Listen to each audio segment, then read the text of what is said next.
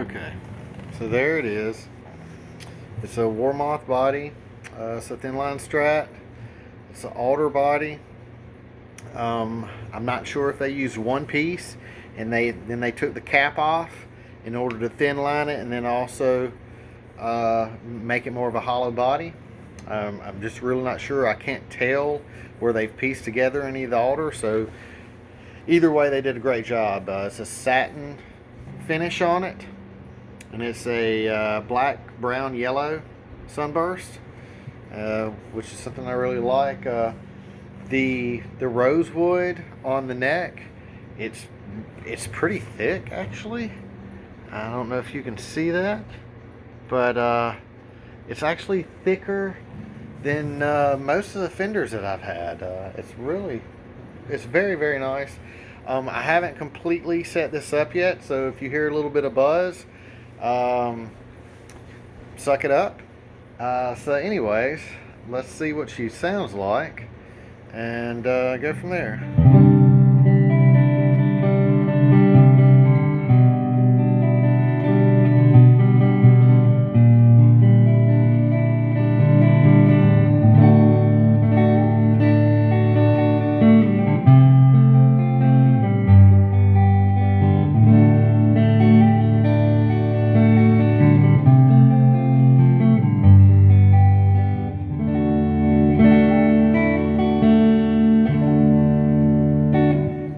Sounds really good. That's the neck, and honestly that's where it'll probably stay for the most time. And this is the neck in the middle.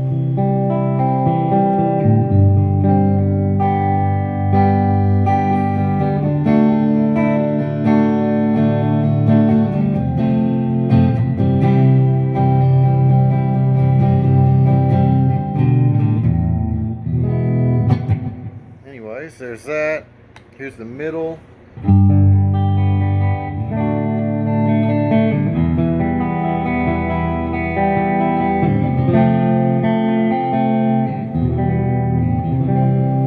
all know what that was going to be, and I just had to kill it. Alright, and then the bridge and the middle.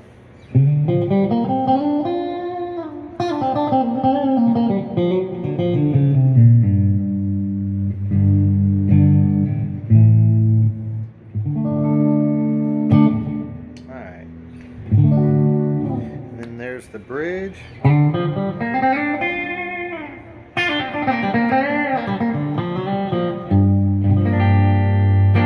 I don't know if I told you what pickups and all that I put in here, but they're Fender vintage 59s, and it was the loaded pick guard because I honestly didn't feel like piecing it all together, and I'm glad I didn't, because it was a pain in the ass to get everything else together. And that would have been one more thing. The only thing you really have to do there is, you know, you end up soldering the input jack and then putting the wires in, putting that to your volume pot as a ground, and then you ground the trim to that same pot, and then the hot leg goes to the middle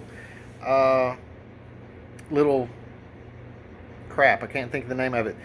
The little middle arm coming off of the volume pod, and that's really and truly about all you have to do when you put in something like this.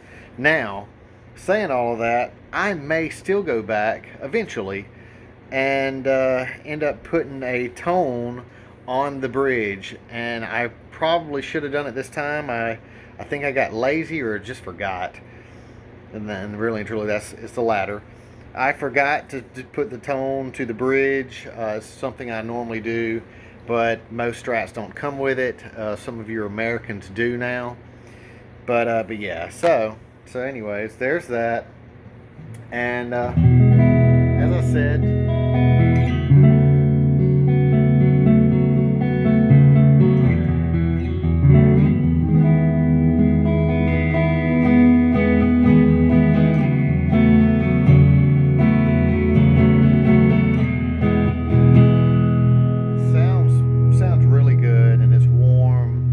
sustains very well. It's really what I was looking for in a Thinline Strat. I've always liked Thinline tellies. But even before it got really big with Eric Johnson, I said, you know, it would be really cool to have a Thinline Strat. And Eric Johnson had one, pulled one out, and I thought about pulling the trigger on one of those. But Eric's, the majority of his guitars that are in his name, his signature guitars, have a maple fretboard. And I really love a rosewood fretboard. So in order to get one, I was going to either have to buy a Eric Johnson Thinline Strat and then put my own neck on it, or just build one. And that's what I decided to do, is I was just going to build one. Right now I've got the trim all the way blocked, more or less. I'm going to have it put up so I can use the trim, and I'll bring the the strings down a little bit, and I'll probably straighten out the neck. I think I'm going to have to tweak the truss rod just a little bit, but that's part of buying or building a guitar, really, is you know you're going to have to set it up. So, and we'll see where I go with that. Let's see what it sounds like with I don't know, a little bit of, let's go with a little bit of OD.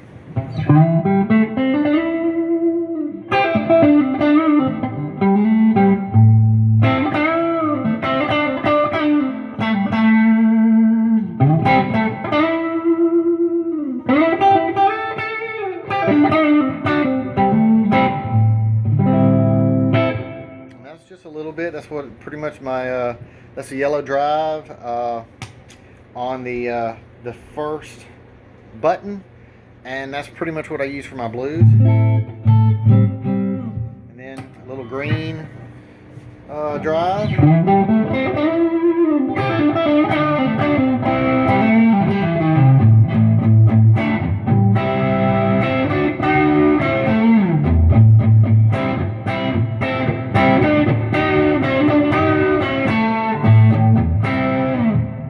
And bring it down to the bridge. Let's see what it sounds like.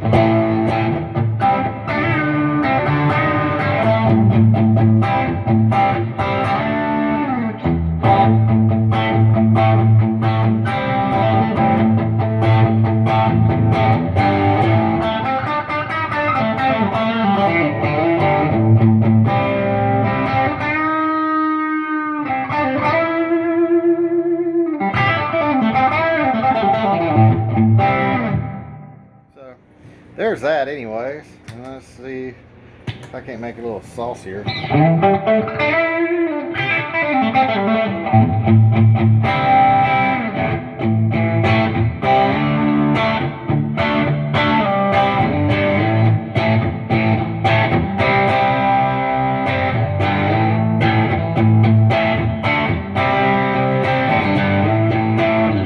Yeah, I know, I'm using little baby chords. Anyways, that's what it sounds like. That to me is why I built this, is this sound right here. I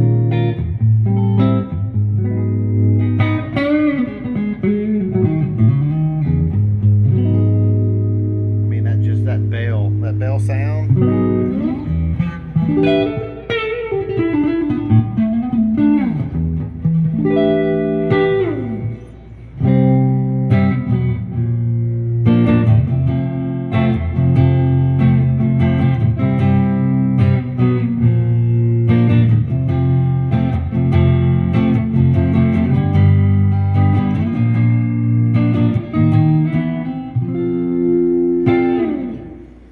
Yeah, so anyways, I think it was very well worth the build. It was costly, but it was nothing like having Fender Custom Shop build it, because that would have cost me well over $5,000. And this way I was really able to tell them exactly what I wanted, how I wanted this built, this body built. Same thing with the neck. And it was a great experience. Warmoth exceeded my expectations. And so yeah, anyways, there it is. That's the guitar I've been wanting to build and trying to build for for a very long time and finally got it done. Y'all take care.